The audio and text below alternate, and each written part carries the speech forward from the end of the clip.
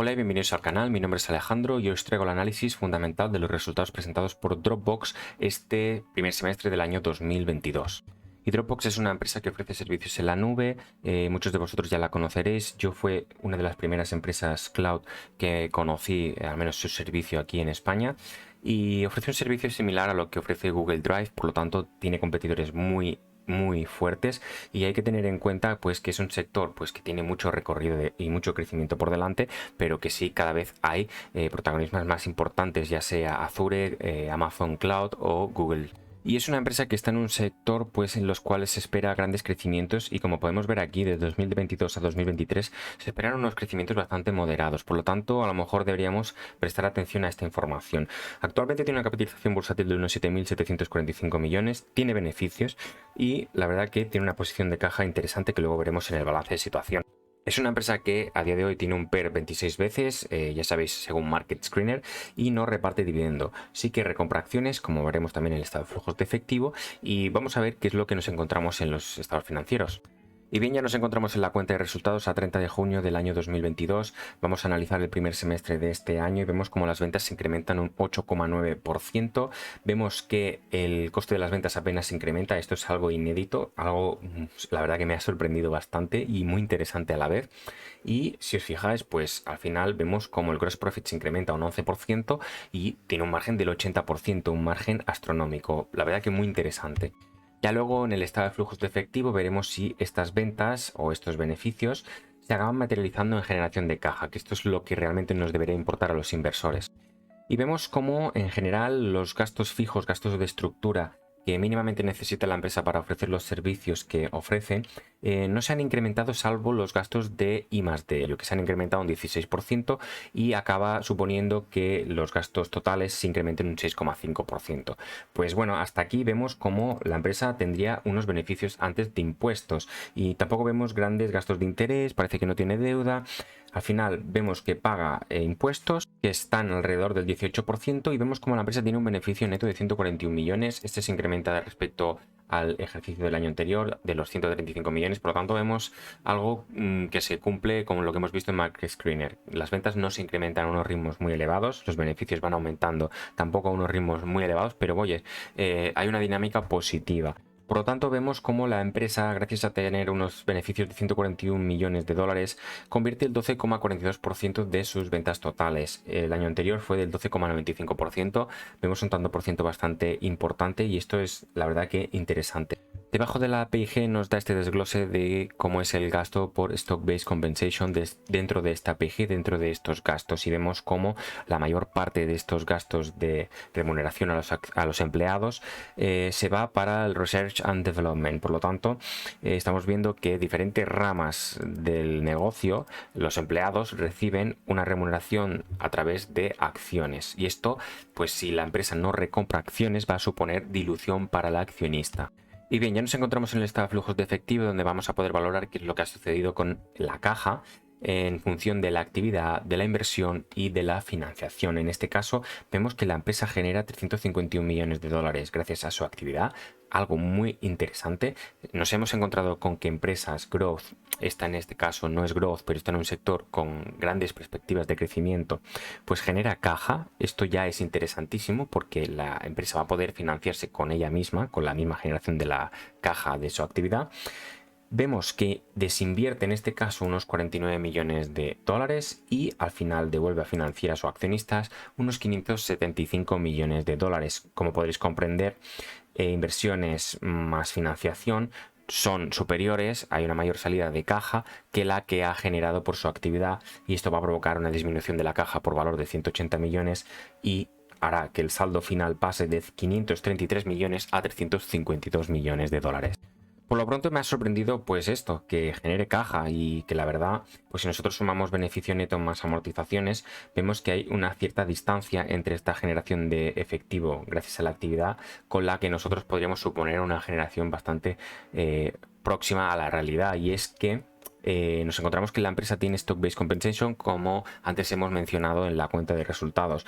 La empresa gasta o destina en este concepto 157 millones de dólares en gasto, y el año anterior fue de 141 millones.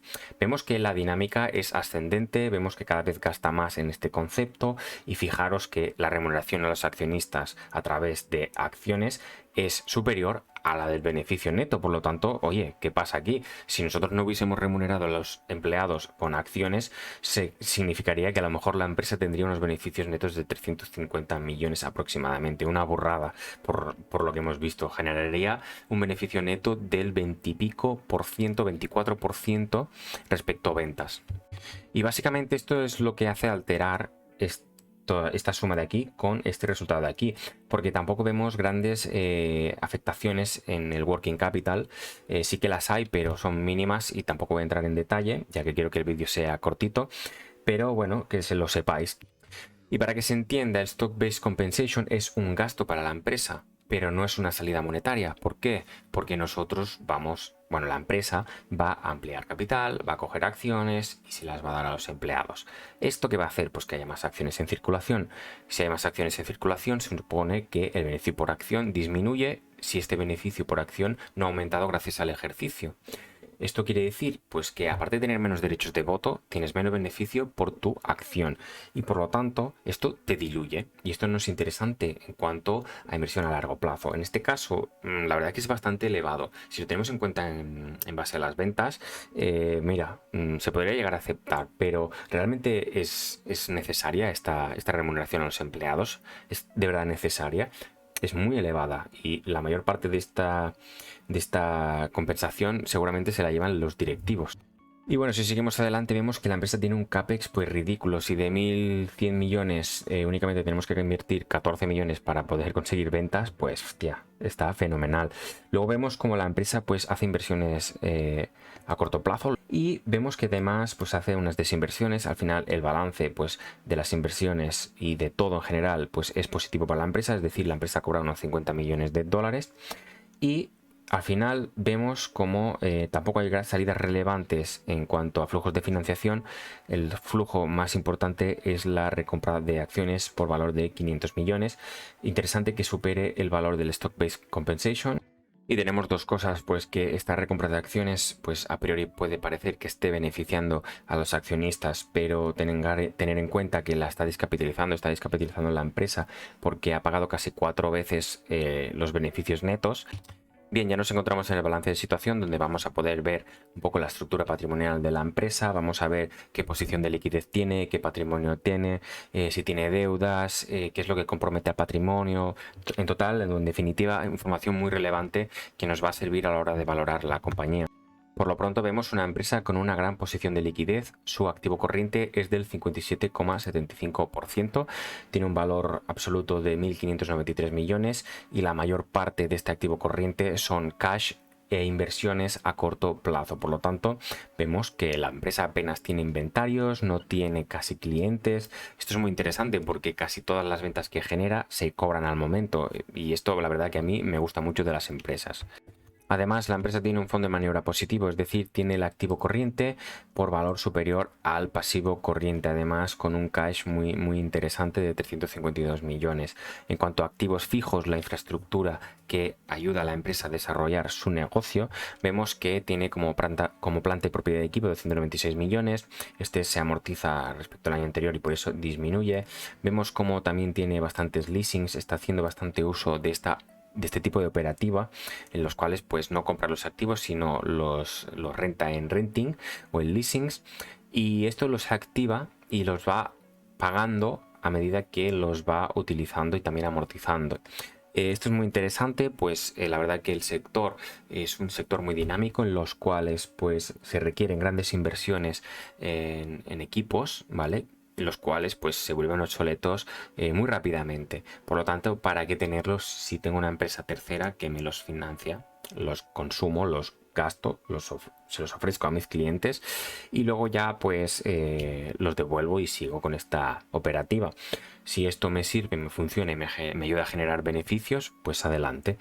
Y sin embargo vamos a ver una partida muy importante también dentro de este balance. Fijaros que es superior al valor de planta propiedad de equipo, y es el goodwill o fondo de comercio, que es del 12,78% del activo total. Tiene un peso bastante relevante, y si lo comparamos con el patrimonio neto, es un patrimonio neto negativo, que ya comentaremos cuando lleguemos, pues oye, como aparezcan impairments, pues esto de aquí se va a agravar mucho más, ¿no?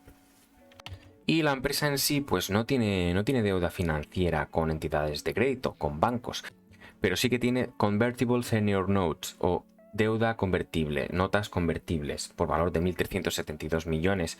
Hombre, el peso es bastante relevante. ¿Y para qué la quiere esta deuda? Pues obviamente pues para financiar su negocio, y en gran medida pues tiene aquí acumulado este cash. De hecho, cash más inversiones a corto plazo casi que suman este valor de aquí. Por lo tanto, estamos hablando de que seguimos teniendo el dinero de esta deuda convertible. Y una característica de esta deuda convertible es que, llegados al vencimiento de esta deuda, pues esta se convierte en patrimonio neto. Una vez se convierte en patrimonio neto, pues se tendrán que emitir acciones nuevas, de la misma forma que se hace en el Stock-Based Compensation, y estas se les entregan a los prestatarios que hayan comprado estas Senior Notes. ¿Qué pasa? Que tiene la opción. En este caso vemos que tiene el cash. Su actividad no quema cash, es decir, esto de aquí no va a desaparecer, a no ser que se hagan muy malas inversiones a corto plazo.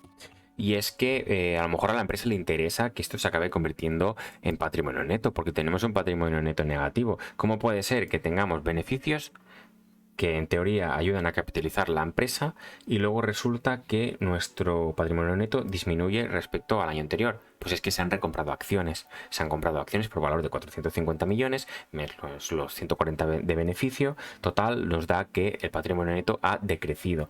Entonces nos encontramos con que a lo mejor sí, a la empresa le interesará dentro de unos años, cuando se llegue al vencimiento de esta deuda, convertir esta deuda en patrimonio neto. ¿Esto qué va a causar? Más dilución para el accionista.